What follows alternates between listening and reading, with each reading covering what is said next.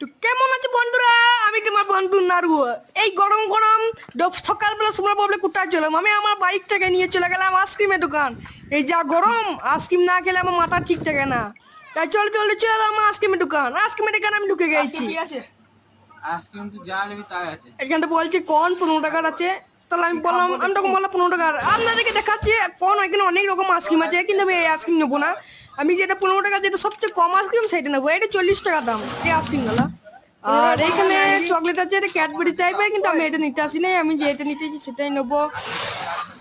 চলাম, দেখতে পাচ্ছ আমি ফাইনালি আমার কনটা খুঁজে পেয়ে গেলাম। 15 টাকা দামের কনটা টাকা বেরোচ্ছে না, তো বেরিয়ে গেল। বেশ ঠিক আছে। তারপর আমি দোকানদারকে দিয়ে দিলাম। কত দাম? 20 টাকা। আর 20 টাকা হবে না, 15 টাকা যা দাম আছে তাই দিতে হবে। কিন্তু দোকানদার বলছে ঠিক আছে 15 টাকা কম